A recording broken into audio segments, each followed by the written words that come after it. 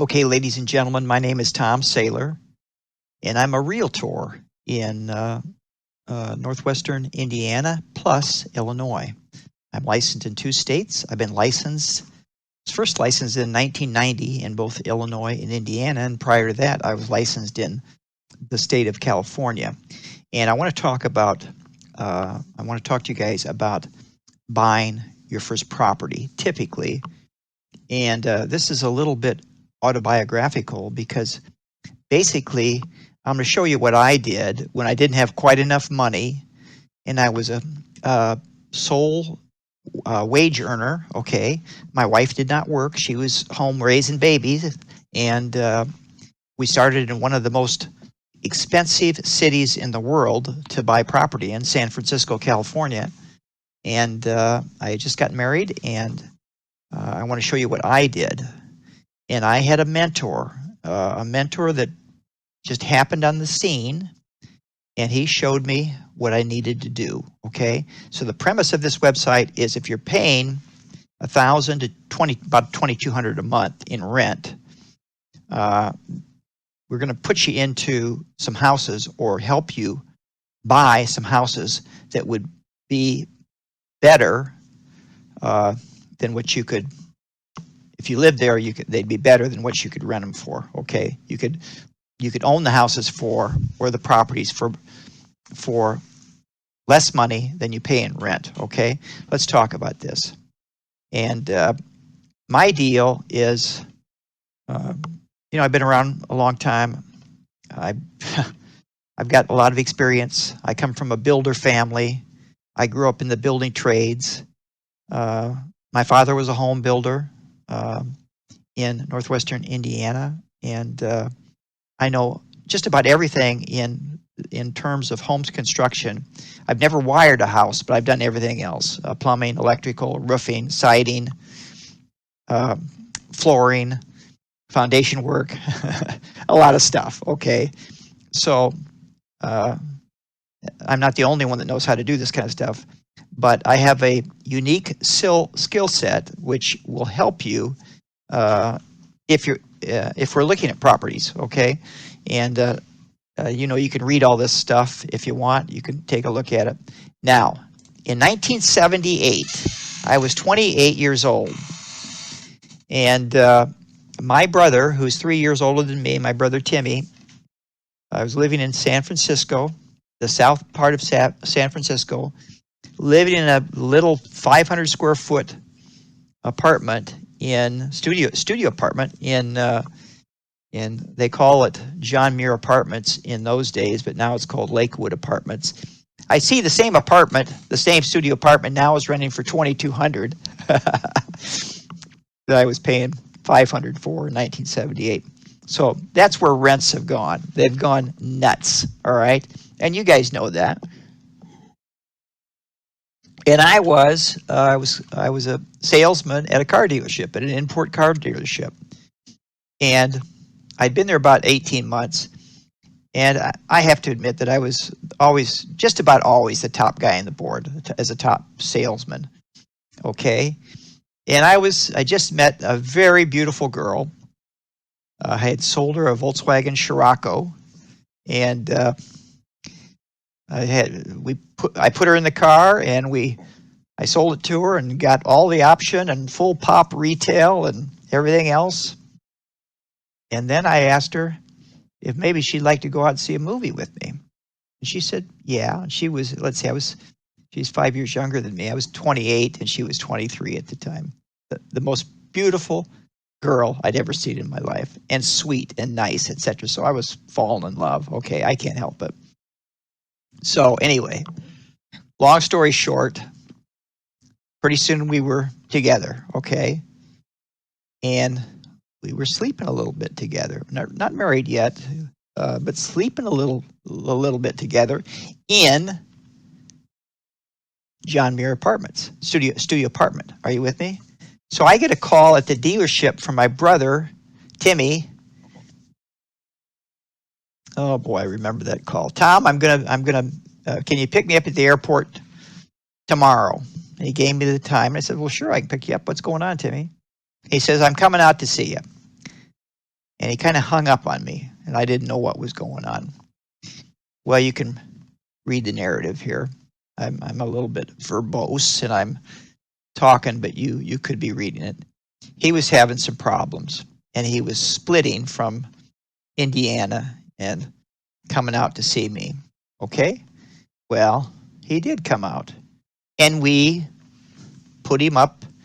I put him up in my studio apartment. I gave him the bed, and I slept on the floor. And he was a real estate guy. He was a real estate broker. I think he was a realtor too, but he was a small home builder, and he knew all about creative financing. Okay, and he was very interested and spent some time with me. Very interested in the California real estate market. Well, at this time, we had. Timmy was still out here with me. We, myself and my fiance, had moved into 2000 Grove Street to a third floor walk-up apartment. It was a 2-bedroom apartment. My fiance was not pregnant yet, and her grandparents owned the building. They were still both alive at the time, and they gave us a good rent of $500, and it was a 2-bedroom apartment. It was a walk-up. It had a garage. I had a nice car then, and we finished the floors and painted it, and it came out beautifully. I think we've sanded the floors even. Oak floors, nice oak floors. Came out beautiful. It's right next to the panhandle of Golden Gate Park, and we'd go out and run in the morning, and it was all great. Well, I left Timmy over there in that studio apartment while we were doing this, and as soon as we had the floors done and repainted, Timmy moved over into one of these bedrooms here on the top floor. And then he was getting his act together, Timmy. He had some problems with his business. He was going broke in it. He had a small development company, a small home builder, and that was the days of extremely high interest rates all over the United States, 14, 15, 16, 17%. And he had built a bunch of spec houses and couldn't maintain them, couldn't pay the debt service on the loans, and couldn't sell them because the interest rates were so high. So he basically had to walk away from the deal, and that broke his heart. And he wasn't the only one. He was not the only one. He was a really hardworking guy. It's not any fault of his. It's just the circumstances. He had a bunch of spec houses that he could not sell, okay? So he's coming out there, and he's living in this second bedroom. And now, all of a sudden, I'm the top salesman at Ron Price Motors, South San Francisco, and we sold Volkswagen, Mazda, and Subaru. And all of a sudden, Ron Price came to me, and he says, "Hey, Tom, I want to make you sales manager, new car sales manager." And we had about 10 or 12 salesmen, and I want you to be the sales manager. And that, he gave me a raise, and he gave me a bonus on the net profit. And I was going from making $3,500 a month in 1979 to, which is about in today's dollars, that's about 159,000, I think. So for a 29-year-old kid, I was making plenty of money. But now he's going to give me a raise, and bump me up to probably about 4,500. Well, 4,500 a month, is about, that's good money. It's over 50,000, which is like, $200,000 a year. Single wage earner making that kind of money. Very good money. And Timmy says to me, "Hey, Tommy, you got to buy something, man. You're getting hit with taxes here. You're living in a little house, and you don't have any tax shelter, nothing. You got to buy something." Well, I didn't even think of buying anything because this is San Francisco. Housing is expensive in San Francisco. And so immediately my wife goes out to St. Francis Woods, and she looks at houses like this, single-family houses.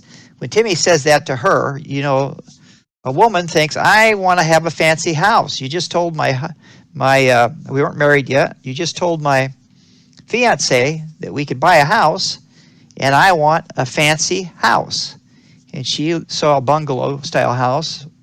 I think it was either in or out, just outside of St. Francis Woods. This is the house I like.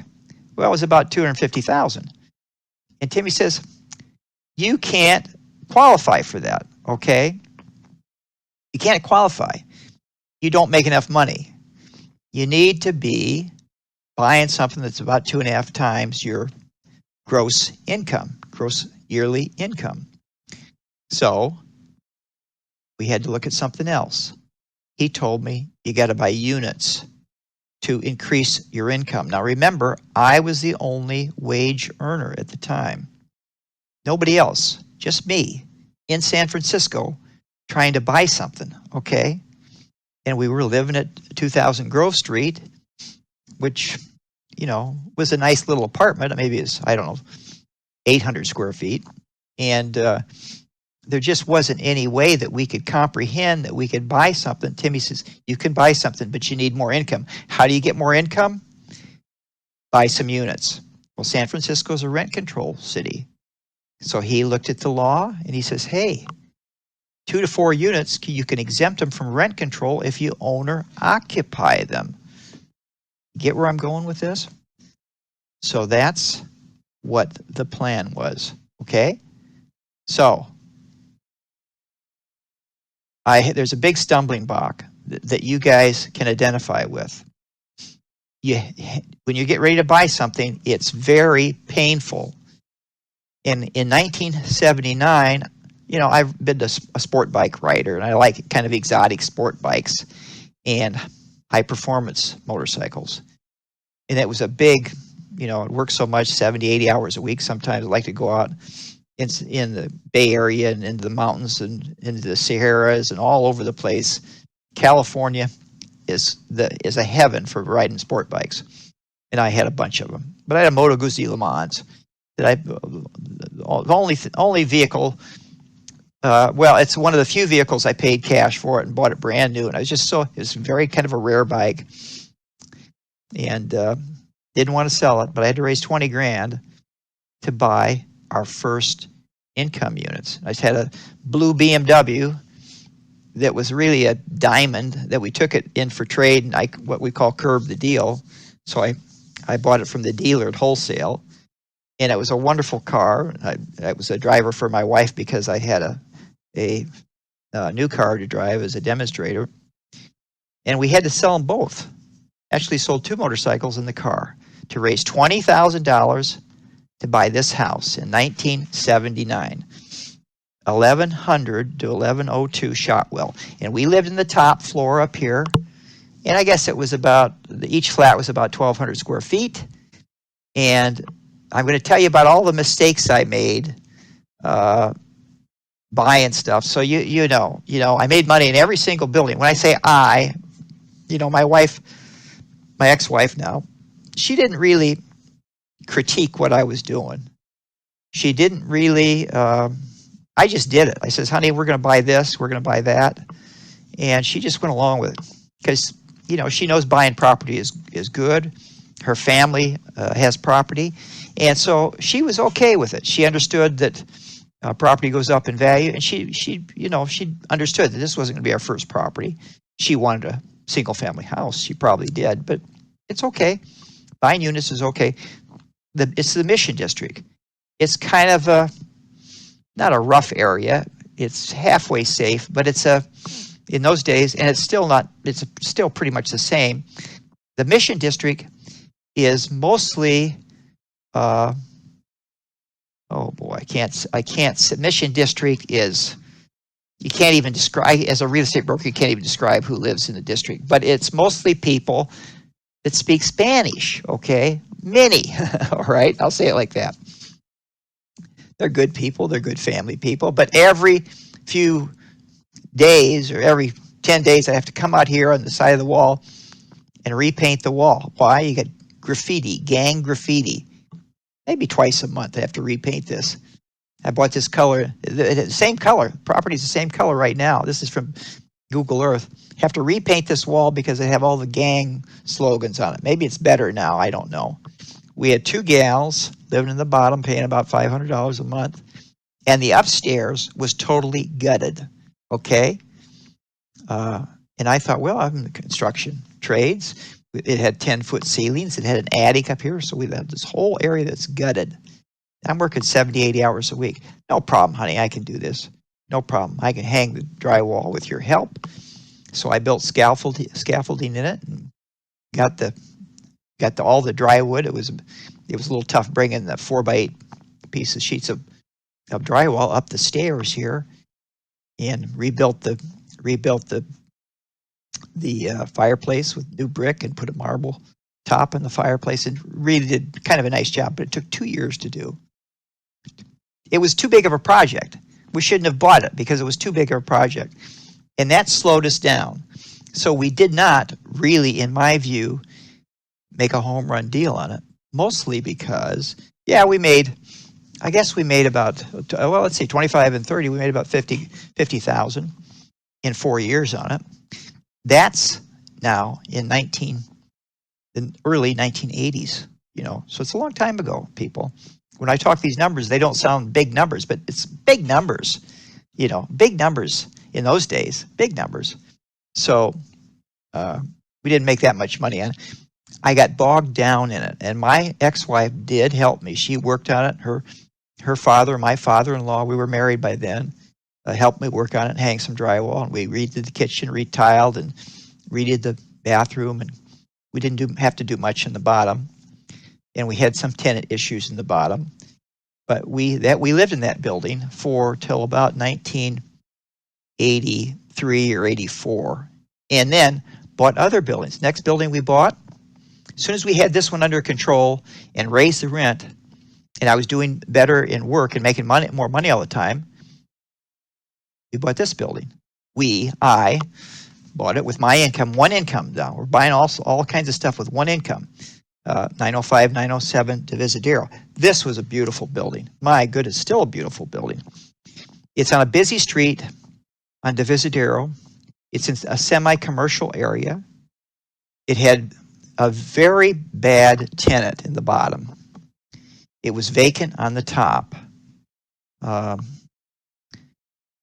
bad it was a rent control property, and it was rented way too low. And it was a problem tenant that I don't even want to describe the type of tenants it had, but they were argumentative. They needed a lot of maintenance. They were very unhappy individuals. They were not content, even though they spent very little on rent. And the apartments these are flats now.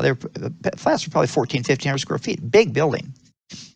They weren't contented, and because we didn't live in the building, we rented the top unit to a couple sensitive fellows who were great tenants until these sensitive fellows had a little spat, and they split.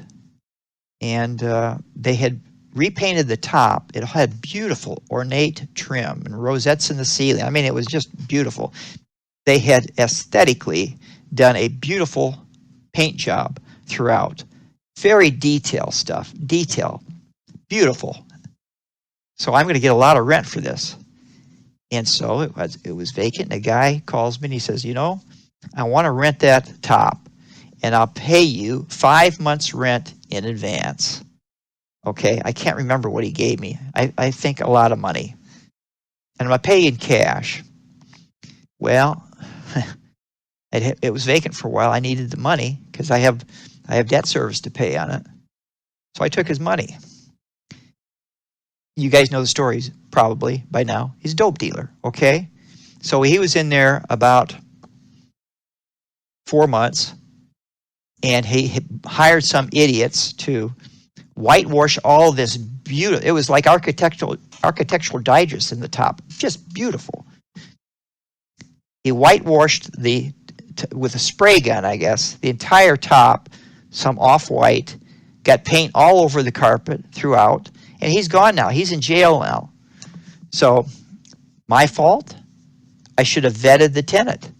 I should have had it in the. I had never thought that somebody would take this beautiful interior and not like it, and spray it with off-white, the entire place. And not only that, not ruin, we got it out with a lot of steam clean, but that's a mistake I made. I was working too fast, and I didn't make enough money on that. Made some money on it because it's such a nice building.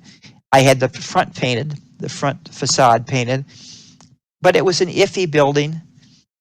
But, you know, when you make this kind of gain in 5 years, 170 to 255, that ain't bad, okay? And after I got the tenant, the lower tenant, finally we got him out, and then we rented to a better tenant upstairs, 2 women. They were good tenants. They weren't complainers. They paid the rent on time, and we sold it with a better mix of tenants, both top and bottom, okay? And we got out of it all right. The next building I bought, when I say they were all titled in my ex-wife and myself, was this 3-unit building. This one was a problem. This was filled with college students. And my mistake on this was buying it and not vetting the rental agreements, okay? The tenants really controlled this because what they were doing, they were subletting. They had mattresses all over the floors, and people were in and out of that place. I never knew who the tenants were. I was getting paid by mail, and it was almost cash flowing.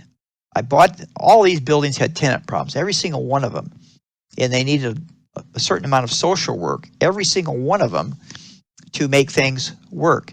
And in this narrative, I just talk about the issues with the tenant, and I just remember how tenants just drove me nuts. You know, the kid calls me, he's a kid that has this no bozos sticker on the door, a big sticker, you know, it's about this big on the door. It says no bozos. The place was filled with bozos, in my view. A beautiful Edwardian building on Fell Street. No garage, but it was filled with young idiots, middle-class kids who had no concept, couldn't do anything. Oh, I smell a mouse. I think a mouse is inside the wall. Well, I'm not going to tear out the wall for you. You're going to have to deal with her. Why don't you move out? Oh, there's a faucet dripping. You know, stuff like that. And I just didn't have time to go over there. I hired a guy a few times to do little fixes for these kids, but it was an impossible thing because the tenant, I bought the building subject to the tenants. I should have vetted it properly. I didn't even know who the tenants were. There were so many kids living there. So we made some money on it. We made, I think, close to $40,000 on it. But it was a tough one. We made money so far on every single building. We made money on all the buildings, every single one of them. This was a home run deal. This is another thing that had horrible tenants in the bottom. Horrible. They sued me. As soon as I wanted to raise the rent, they sued me for all kinds of habitability complaints. I think she was paying $600 for this 2,200 square foot flat, the bottom flat. It had marble floors. It's just beautiful. Just gorgeous. The building now is on the market, I think, for both flats for $5 million. You said, hey, Tom, you should have stayed in San Francisco. I didn't want to stay in San Francisco. By then, we had 3 little kids, but we bought the building for $275. The owner had left the state. He moved to Idaho, okay? He carried a note on it. I assumed a note on it, put some money down. I think I put 10% down cash, and we took the building. But now I banged the rent up from about $600 in the bottom to she ended up at about $1,300, okay, just a few years later. Well, what did she do? Now she's subletting the bottom, and I should have watched for that. But she has a rental agreement now, okay? There was no proviso in her rental agreement that she couldn't sublet. So what she did is she got a bunch of roommates in there. So now instead of 2 people, her and her daughter, there's like 5 people living in that big place, and they're all paying the rent. And there are 5 people that are living in the building with us and making noise late at night, and I didn't like it. I never really enjoyed being a landlord and having to live with tenants. I had to do it because I didn't have quite enough money, and I needed the tenant income. Now, my situation is probably going to be different than yours, but if you don't quite qualify for a single-family house, we're going to put you in some units, and you're going to be a landlord for a while. I'm just telling you, if that's the only way we can get you approved,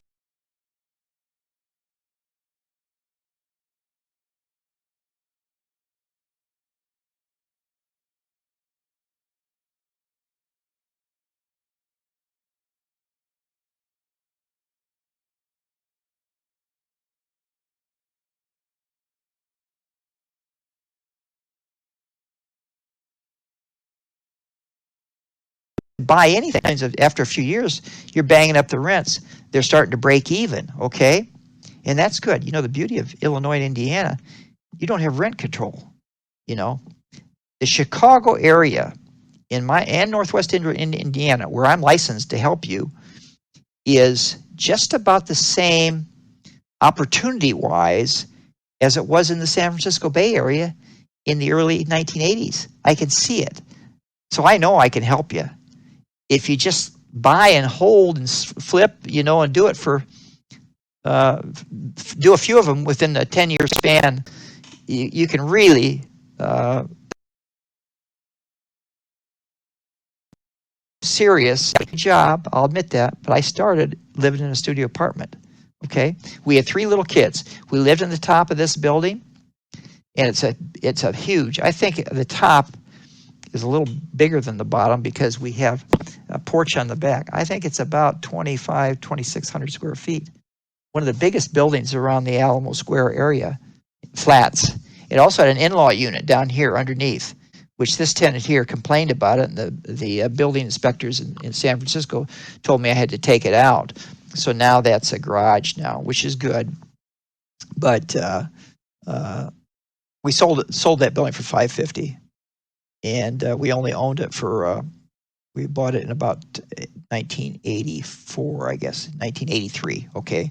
And we sold it in 1989 for $550, okay? Well, we sold all the buildings in 1989.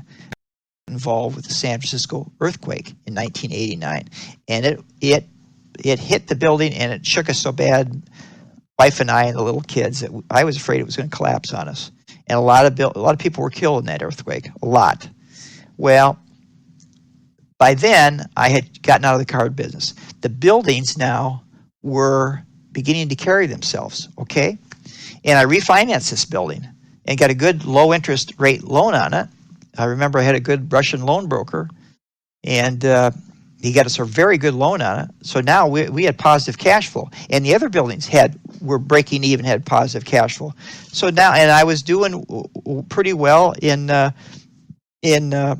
car business, but I decided I wanted to break. I wanted to do something different.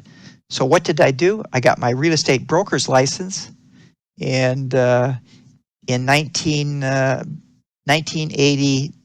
1987. I think I started as an agent, and I got my broker's license in 1987, I guess, and formed Sailor Properties and put my office right up here in the front of this building. And I started to get agents, and pretty soon I had a whole bunch of agents. And then I had an agent that was a pilot. I hired a guy named Al Stoll, who was a pilot. Well, my father was a pilot. He had airplanes. My father was a fairly successful, well, not fairly, very successful entrepreneur. He didn't help me very much, and we didn't get along very good. I was the black sheep of the family, I'll admit that. But I wanted to make it on my own. When I left out of college in Indiana, I went to ISU in Terre Haute, and I said, I'm leaving this. And I had a roommate that lived in San Mateo, California. In my freshman year, he says, "Hey, Tom, don't go home. I want to show you the Bay Area." My father was a booker of music acts, and I wanted to show you this place. I can't remember the name of his big concert hall where they had rock music, and I played the guitar in those days, and I fancied myself as, you know, maybe I'll leave college and go become a folk singer. If Bob Dylan can do it, you know, I can do it. But that's just a fantasy when you're in your 20s, you know. And anyway, I went out to San Francisco. I said, I'm not going to stay in Indiana. As soon as I get out of college, I'm going to move to San Francisco because I just loved it. I love the international vibe of it. It's just in the early 70s, San Francisco is just after the summer of love. Huge numbers of hippie girls running around. You know, it was just the free love thing was in. It was just a Haight Ashbury. It just was fantastic place. Very interesting for a boy from rural Indiana that grew up in rural Indiana. I thought it was just fantastic. That's where I'm going to go when I get to college. I don't know what I'm going to do.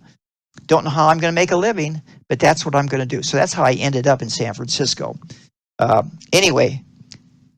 Back to the story, I hired a guy who was a broker. He wanted to work under my license, and he was a pilot. And he got me involved. You could read the narrative. One day we were going to go out to a coal listing in San Mateo, I think, and we drove by San Carlos Airport, and there was a sign on the building that said, what did it say? It said Trans-Bay Airways. It said something like free introductory lesson or $25.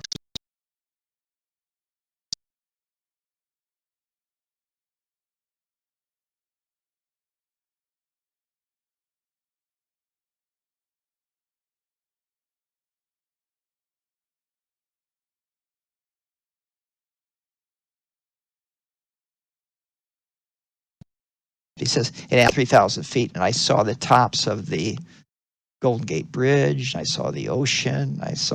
We went up along the ocean a little bit, headed down towards Santa Cruz, and then came back. It was so beautiful. I couldn't believe it. Now, my father had a Navion. He also had a Cessna Skylane, and I remember flying with him as a kid. And it was kind of instant nostalgia. It's about the only nostalgia I had as a child, but I remember that. And that very day, I signed up for flight lessons. The very day, and within just a few months, I was soloing, and then I had the money, and I bought a Cessna Cardinal, and then later on, I bought this is a Cardinal RG. This is a retractable Cardinal. I had it painted, and it was a nice airplane, really nice airplane. And I started buying airplanes. So I bought a whole bunch of airplanes after I was establishing my real estate business, and it was called Sailor Properties, Inc. Francisco. And there were 19 agents when the earthquake hit in 1989. Okay, and the business did very well. Anyway, we bought this last house vacation house. My wife wanted a vacation house, and it's one of the few houses that she kind of had. I listened to her input on it, and we bought it. Her father, my father-in-law, may have gone in on it. Their family is skiers, and we bought it. I think we bought it for $70,000. California for 98. Okay, almost 100. So we made some money on it, and then we decided to move. I had become a pilot. I'm an aircraft owner. I've been an aircraft owner since 1987, and we moved to Indiana. We sold all the buildings, and we had a wad of cash, and I designed a building. You see this house back here? Free and clear in 1989.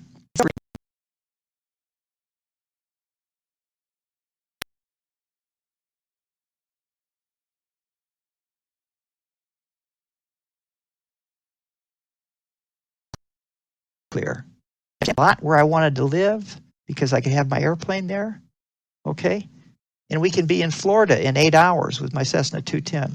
Okay? Now, let's talk about you. Let's talk about your life.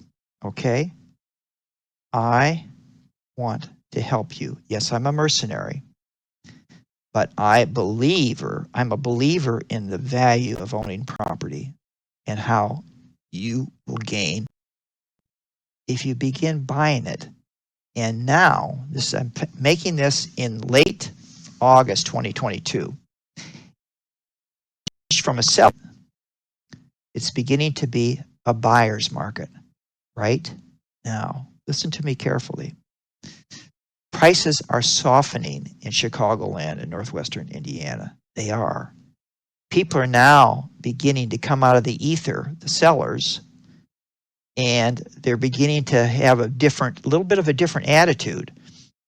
Yeah, interest rates are a little higher than they were, but it doesn't make any difference. When I bought, interest rates were, 14, 15, 16%. We still made deals. Now they're crazy low. They're still low. They're in the 5s, okay? They might go up. They might go up to 6. Doesn't matter. They go up a little bit, the price comes down. That's the reality of it. We can find you. I've got some to into some property. It'll either be a single family house or it will be some units, okay? And why would you need to buy units? For leverage? You need more income. Either way, if you have a credit score in the high 500s and higher, and you have a verifiable income, we can get you into probably some type of house, okay? Or income properties, all right? Now, why do I know this? Because I did it, and I wasn't even qualified to buy stuff. It's the same thing here. Now, I have got probably, no, she doesn't work for me. Jeanette Martinez does not work for me. She's a loan broker, all right? She's like 20 years experienced. She has a decency, to have you buy property. Yeah, I'll make a commission. So will she. That's the way loan brokers work. And why would she make a commission? Because it gives her the incentive to get you pre-approved. You see what I'm talking about? You got to be pre-approved to work with a realtor. Because no, you can't even make an offer. Well, you can make an offer, it just won't get accepted. You can't get your offer accepted unless you're pre-approved, because the sellers won't take you seriously. You think they're going to take their property off the market because you say, hey, I want to buy your house. No, they're not. You got to be pre-approved. And any professional realtor won't even work with you, won't show you property unless you have a pre-approval statement, okay? She will get that to you. She will explore what it takes to get you pre-approved. And my goodness, she's smart. Spanish, Espanol, and English. Doesn't matter. She may speak something else, but that's her main languages, okay? And I have plenty of Hispanic clients that speak Spanish, okay? You talk to her. Not only that, she doesn't collect any money. She doesn't collect any fees. You can get pre-approved for free and in just a few days. She doesn't play around. And if you can't qualify immediately to get pre-approved, she's going to tell you what you need to do to get pre-approved. Do you understand how valuable that is? Her name is Jeanette Martinez. Call her. Do you have to use her to work with me? No, you do not. But I know this woman. If anybody can get you pre-approved, it is this woman. 770.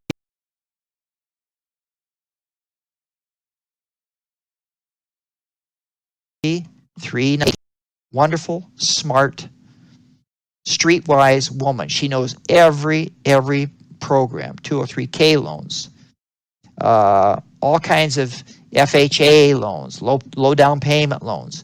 Whatever your situation needs, you need to talk to this woman, Jeanette Martinez. She's terrific, okay? If you can get done in any manner, she is the one to talk to. And she will explore all your options. She won't give you just one option like you walk into Chase. Well, here's what we're offering, or maybe it's one or two loans, and the guy doesn't, he just works on salary. He doesn't really care if you get the loan or not because he's going to be there every day at the bank. No. This woman only gets paid, well, she probably has a base, but she only gets paid if I sell you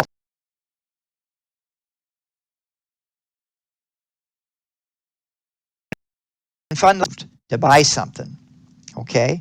And I'm going to work with you because I have a very efficient system of helping you find your perfect property.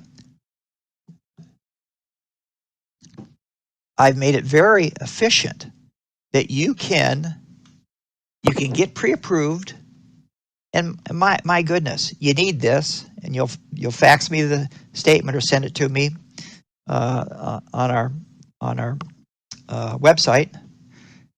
I just happened to see this yesterday or 2 days ago. You guys know what's happening. Rents are going crazy now. We got to get you into some property you could own, okay? We have to. Because if you don't get into it pretty soon and you keep letting the years go by, it will never happen. And if you have children,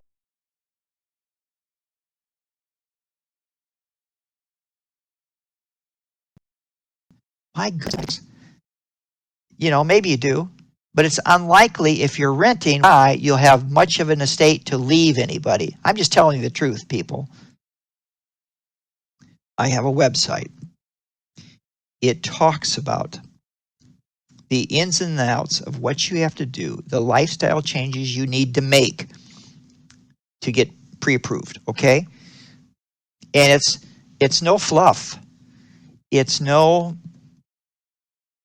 pie in the sky type of deal. You have to make some life changes that will be difficult. They'll be a little bit difficult to buy your first property. Does that mean you can't do it? No, it does not. No, it does not, people. Have faith in yourself. Be able to make a decision. Your first house that you buy,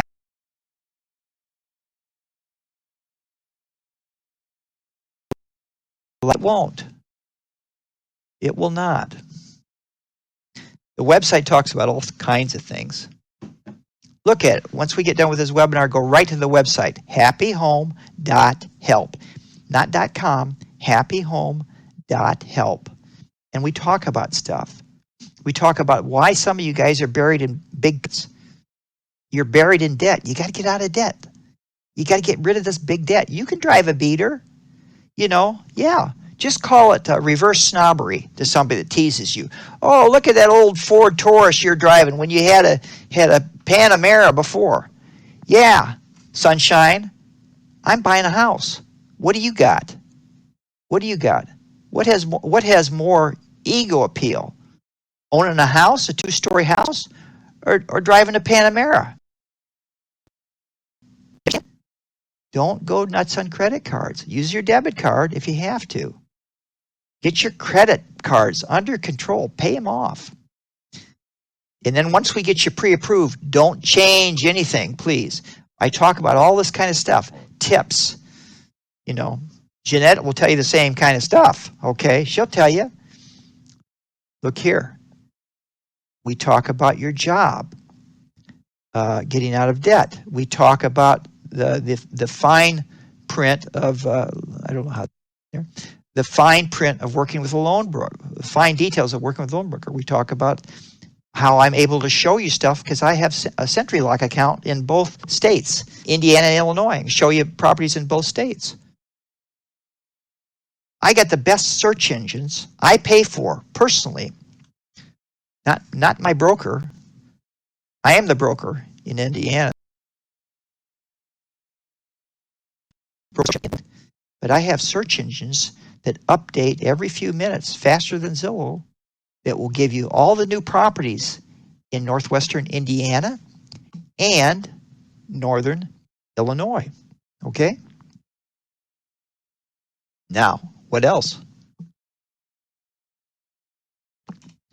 Before we go out and make any offer, we're going to analyze it.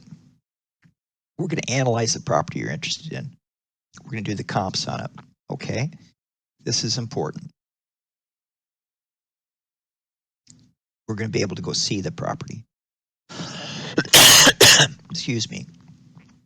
I'm going to teach you how to use Google Street View so you can vet the properties. I have tips on how you can vet, that is, evaluate the properties before we go look at them. Okay?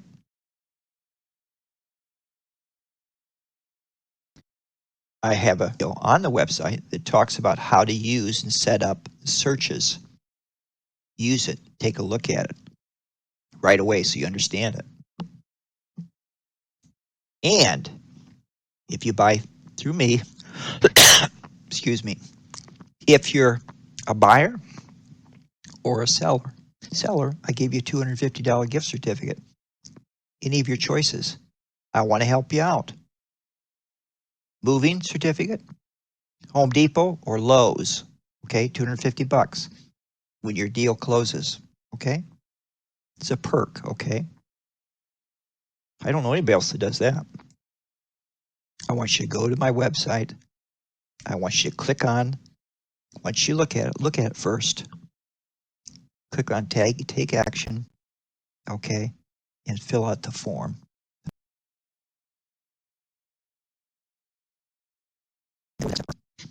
And Jeanette the information that we need to get you into the process. And within a few weeks from right now, you'll go from being a renter to a property owner. All right? We just got to get you pre-approved. Okay? All right. That's it for tonight. I hope to hear from you because we're going to do it if you work with me. All right? My name is Tom Saylor. Thomas Saylor, Saylor, licensed in Illinois and Indiana. All right? Okay. Good night.